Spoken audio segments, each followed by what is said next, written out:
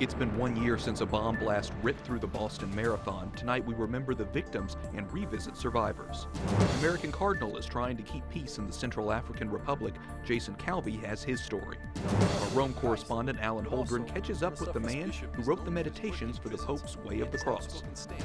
They call it a blood moon. Skywatchers were treated to a full lunar eclipse overnight. We'll explain the name. Those stories and much more ahead on EWTN News Nightly for Tuesday, April 15th, 2014.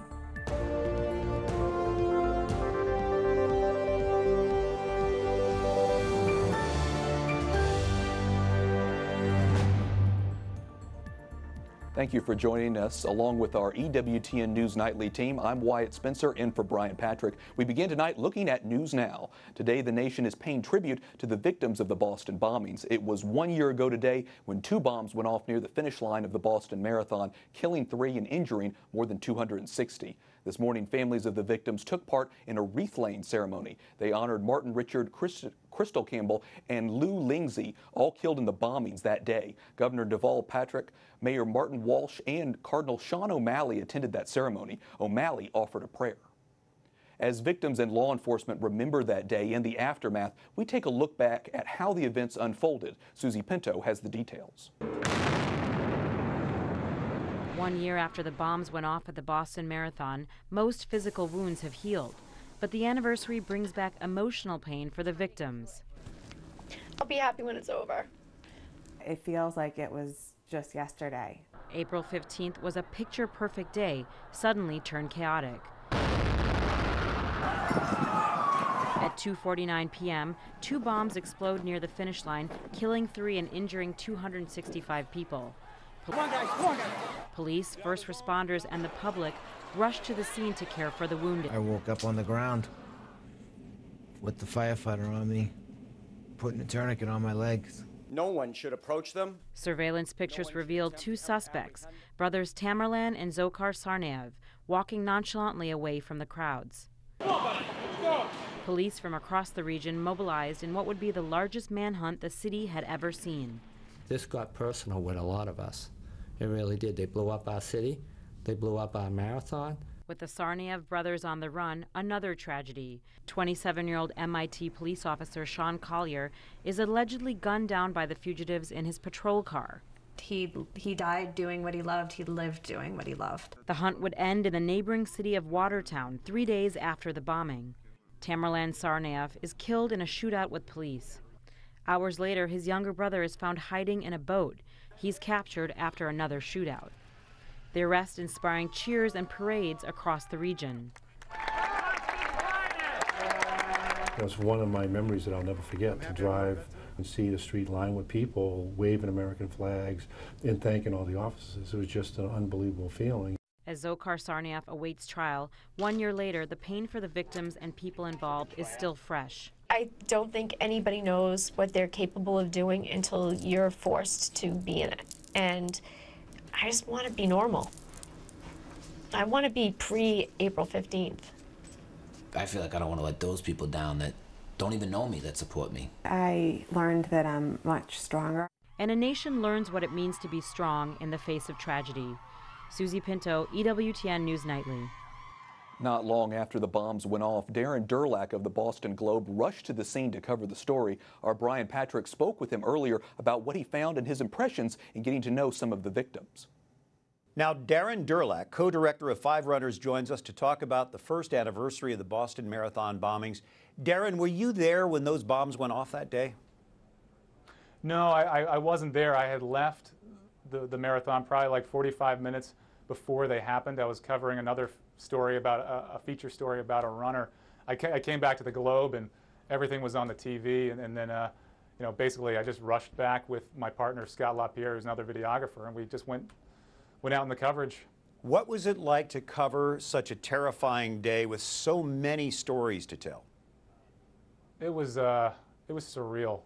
It was surreal. I remember being here at the Globe, and I was watching on one of the monitors, and it, you know, not thinking, I mean, nobody really thought that it was a terrorist thing that happened, but so immediately we were like, we just need to go. So we jumped in the car, we went, and then I remember parking and walking to the area, the finish line, and just passing hundreds of runners and people, who had blood on their face and just sort of being in a state of shock, what just happened. And then we were getting texts and updates as we were getting closer and closer to the finish line, realizing this is a much bigger story than we thought.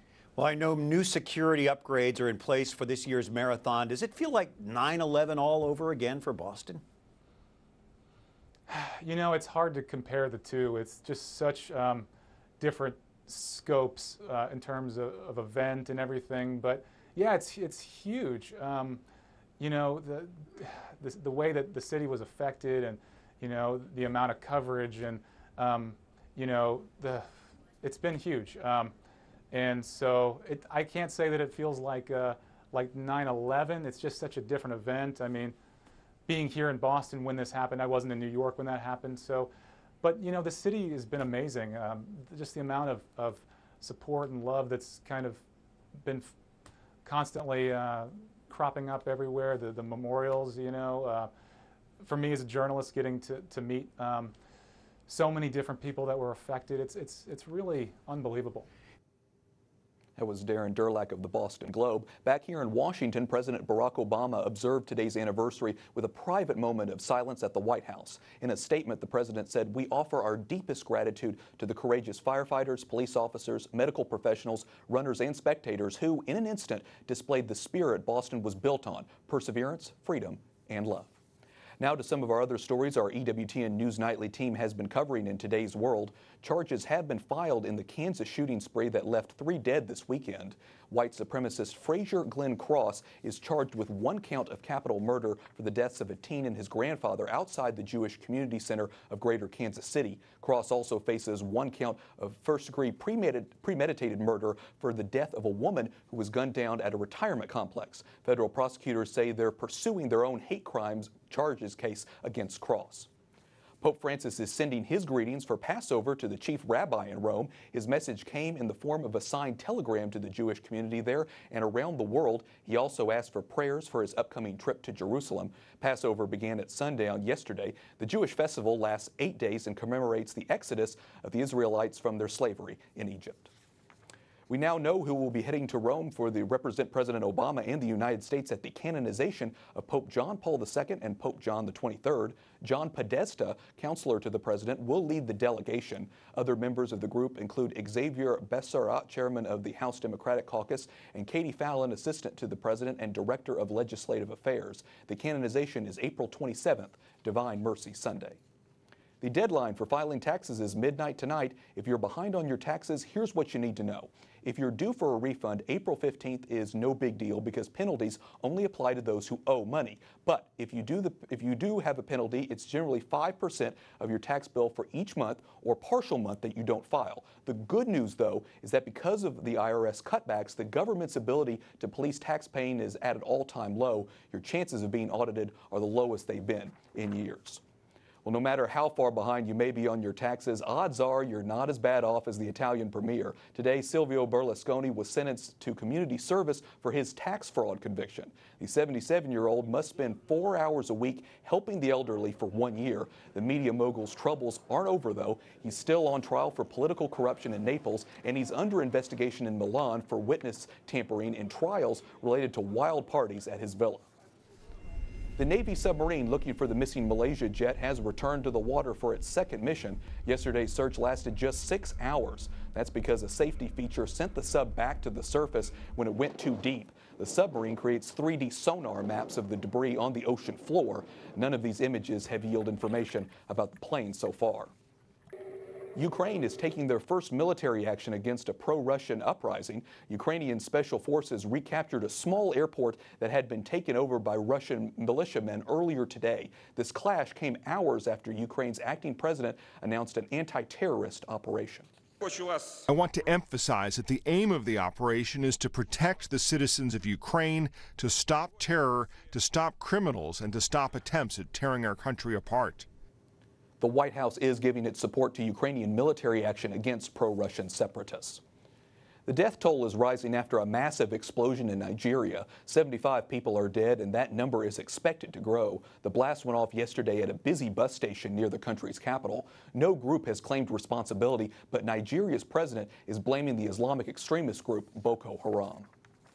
Now to the Central African Republic, where Muslim fighters overran one village and killed several people on Monday. Ongoing back-and-forth violence first erupted a little over a year ago, and now hundreds of thousands are left homeless. One American Cardinal is just back from a peacemaking trip there. Jason Calvi joins us now with more on his trip. Jason? That's right, Wyatt. Retired Archbishop of Washington, Cardinal Darren McCarrick, along with an evangelical leader and a Muslim imam, brought a message of peace to Central African Republic. The U.S. State Department organized the trip, and while there's hope and even smiles, the land they visited has been rocked by violence. The cries of a nation crippled by ongoing violence. The backdrop of Cardinal McCarrick's visit to Central African Republic. I'm almost 84 years old. You're not scared after 84. What can they do except kill you? You know, then the Lord's going to take you soon anyway. The U.S. State Department did offer guards for the one-day visit. The three American religious leaders met their Central African Republic counterparts. They also signed a declaration of peace. We have one God who is Father of us all. We're all related. We can't kill each other. The only answer is love. But love has been hard to find in this country. A rebel group made up mostly of Muslims overthrew the government a year ago and unleashed what Human Rights Watch calls a reign of terror. A Christian militia fought back. Human Rights Watch says both groups have led massacres. According to the UN, most of the country's minority Muslim population has fled. French and African Union forces are trying to keep peace here in Central African Republic. And Cardinal McCarrick continues to pray for peace in the land he visited. That's where it's going to come from. The strength for the people is going to come from the Blessed Sacrament. It's going to come from the Lord. But it's going to be there. I have great confidence it's going to be there. And Catholic Relief Services and Caritas are both on the ground there providing food, shelter, medical care, and they're training leaders to help in the reconciliation process. And the UN Security Council has approved sending 12,000 peacekeeping troops and police to Central African Republic. Wyatt? Jason, thanks very much for that update and report. Well, you may have been able to catch a glimpse of something that was truly out of this world last night. A full lunar eclipse graced the sky beginning around 1 a.m. and lasting for about 5.5 hours. For some, the moon took on a red-orange color because of the reflection from the sunsets and sunrises, and so we call it the blood moon. This was the first of 4 total lunar eclipses for this year and next. Coming up, Pope Francis will lead the traditional Stations of the Cross in the Roman Colosseum. We'll meet the man who wrote the meditation. And it's a long run from Poland to Rome, but 10 Polish pilgrims are planning to do it to honor soon-to-be Saint John Paul II.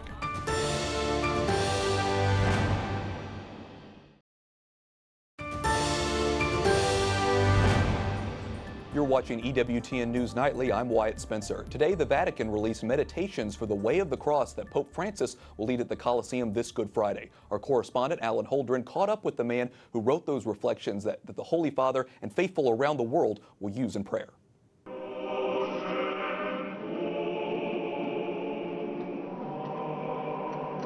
The Stations of the Cross, a major moment of Holy Week in Rome when Jesus' crucifixion is remembered. The Pope leads the stations at the Colosseum on Holy Friday. This was him there last year. This year, the Pope has asked an Italian bishop to write the meditations that accompany the event.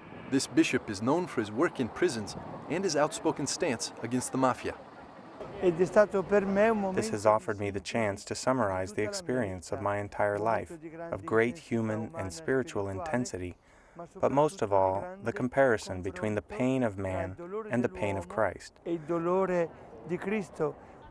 on Rome's Sant'Angelo Bridge, the tools of the crucifixion of Christ are depicted in the hands of angels. During Friday's meditations, the focus will be on the suffering of Christ, but also on the suffering of men and women today. I would like to let the world know that there is no sorrow that is not fruitful. It is never in vain. This is the message. It is never offered in vain. But for this to happen, each of us has to feel that those before us have the face of Christ. The stations will begin the so-called Easter Triduum, ending with Easter Sunday Mass in St. Peter's Square. Alan Holdren in Rome, EWTN News Nightly. It's certainly going to be an event a lot of people are watching. We're joined now by Lauren Ashburn. Lauren is a veteran broadcast and print journalist and a Fox News contributor. Lauren, we've had Pope Francis now for a little bit over a year. What is your assessment of how the media has covered him so far, please? Well, first of all, it's very nice to be here with you, Wyatt. And the Pope has had a remarkable run in the last year of media coverage. I am a media columnist, and I do a lot of things like that, and I've never seen anything quite like it, even going back to the John Paul II days. First of all, he's been Times Man of the Year, and he has been all over the cover of Rolling Stone, which is a very liberal magazine. This is a man who has reached people in a very broad way, even in a secular way. And we didn't quite see that with Benedict, because with Pope Benedict, he came across as very... Not quite the same kind of style. It's not the style, and he came across as very cerebral. And I think what differentiates this is the openness of this Pope, not only to his flock and to his followers, but to the press, and that's where it comes in. He gave a very sweeping and open interview when he first came to office. He does social media like nobody else does. And I was going to say, go back to that comparison, though, because you mentioned John Paul II, and he's known for having quite a bit of charisma as well. How do you compare the two? Because you were a journalist covering during that time as well. Yeah, my very first assignment was covering John Paul II when he came to Baltimore. So I'm dating myself. That was a long time ago. But John Paul II had very much of the same personality, and he was perceived in very much the same way. But you have to remember that was a very different time. That was pre-scandal, sex scandal in the Roman Catholic Church. And Benedict really had to take the brunt of that coverage. Pope John Paul II, toward the end of his term, also had to deal with negative connotations and subjects. But what you're seeing right now is Pope Francis is getting ahead of scandal, and people in the media see that. He's creating a commission for the Pope for those kinds of things. So do you think that actually translates to him actually getting the message that he wants across to the public? For example, obviously there's going to be a lot of coverage for Holy Week. I mean, do you think, Francis, this is really an opportunity for him to get what he wants out to the public? Of course, and I don't think it's getting so much what he wants. I think he has a brilliant strategy, press strategy, and a social media strategy. His tweets are not talking about scripture so much as they are talking about things that are very relatable. For example, one that he gave a few days ago says, "Dear parents, pray with your children," right? And it's very specific that he says, teach them to pray and pray with your children. And that's a message that cuts across all denominations. You could be Jewish and hearing this. You could be, Presbyterian or Lutheran. It's a message of openness and something that the people in the media who are secular mostly by nature, especially on the East Coast. You have, I've written about being a Catholic in newsrooms, and you don't really talk about your Catholic faith very much in the newsroom. And so this Pope has been able to win over many in the media, in the traditional media. Well, it's certainly an interesting point, and certainly something that we'd want to talk to you more about as well. So thanks so much for joining us and talking about this issue, Lauren. Teen runners from Poland are turning a relay marathon into a pilgrimage. Their goal, to get to the Vatican in time for the canonization of Polish Pope John Paul II on April 27th. The distance is 1,500 miles, but each athlete will only run 2 hours at a time with an 8-hour rest before their next shift. They're also running to raise money for this young girl who's waiting for a heart transplant.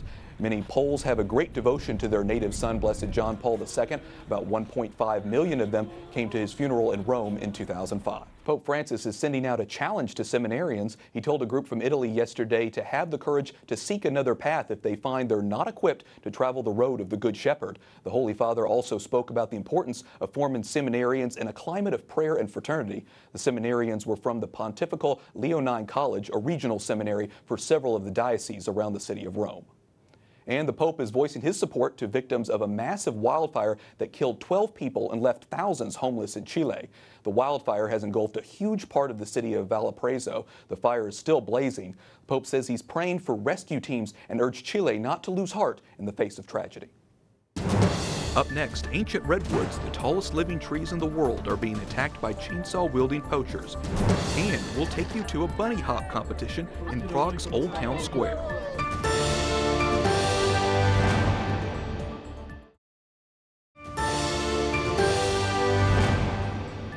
Thanks for joining us this evening for EWTN News Nightly. Poachers are targeting trees in Redwood Forest in California, but park rangers are doing everything they can to fend off thieves and protect nature. These ancient redwoods are the tallest living things in the world, and they're being attacked by chainsaw-wielding poachers. Thieves are cutting off knobby growths known as burls that are prized for their rich wood grains. These are invaluable resources, irreplaceable resources that are being taken out of the public's hands for a very quick, very limited private profit. 2 feet. While poachers have been hitting redwood national and state parks for years, the scale and frequency have increased, and that's threatening California's remaining redwoods, trees that were heavily logged over the past 150 years. So every time you expose that inside layer that's protected by bark, you then have a potential for disease, and that's what can eventually lead to additional stress, canopy dieback, mortality. That's all bird's eye burl. This will be very pretty. Redwood burls can fetch hundreds of dollars apiece. They're used to make artisan furniture, wood sculptures, and interior car panels. Burl shops are not at the root of all evil here. Some of us are innocent bystanders in this.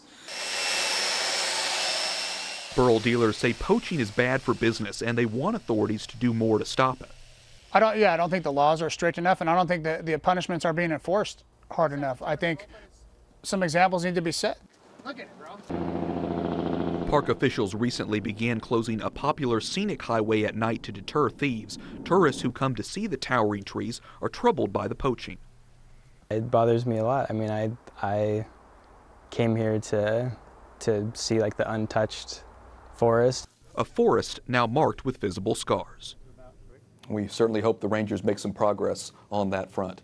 Some of the top journalists in online and newspaper writing were honored this week. The winners of the Pulitzer Prize were announced, and among the winners, the Washington Post and the Guardian. They got coveted award for revealing the U.S. government's sweeping surveillance efforts in stories based on secret documents handed over by National Security Agent leaker Edward Snowden. I think the public's understanding of what the government's doing has already changed. What we don't know yet is what changes will be made. These stories were written by Poitras and others. Their work was published by The Guardian U.S. The Pulitzer Prize is given for achievements in newspaper and online journalism, as well as literature and music. EWTN News Nightly is making a transition we want you to know about. Some of you have already seen our social media posts about this, so executive producer Brian Patrick is now here with more. Brian? Well, Wyatt, Colleen Carroll Campbell has decided not to return to EWTN News Nightly following her maternity leave. On her Facebook page, Colleen stated she was grateful to loyal viewers and called their encouragement a true gift. Now, here is part of a brief statement from EWTN CEO Michael Warsaw. We are grateful to Colleen for her work in helping to develop and launch this important and new program for EWTN. We wish Colleen and her family all the best and assure them of our continued prayers. I'd like to add my personal gratitude to Colleen and those who came before her for the team that I was blessed to inherit here at News Nightly. Next week, a group of us travel to Rome to cover the canonizations of Blesseds John Paul II and John the 23rd. With our Easter week Friday broadcast from the Vatican, we will be completing that circle, and EWTN News Nightly will now truly be nightly. Thanks to every member of our team and the support that we've received from EWTN, and above all, we thank God. And Wyatt, thank you for stepping up, helping with anchoring and producing duties in addition to reporting so that we can have our Rome coverage. Happy to help, Brian, and certainly we're looking forward to all of our Rome coverage, and we want to thank Colleen for all of the work that she's done. Before we go tonight, we have to show you some video that we just can't stop watching back in our newsroom. Check out this bunny hop. It took place in Prague yesterday. The cute critters jumped over hurdles just like horses do. Organizers say rabbits are popular pets in the Czech Republic. We thank you so much for watching tonight. Be sure to like us on Facebook and follow us on Twitter. You can also catch us again on EWTN's YouTube page. For Brian Patrick, I'm Wyatt Spencer, and all of us here at the EWTN News Nightly, good night and God bless.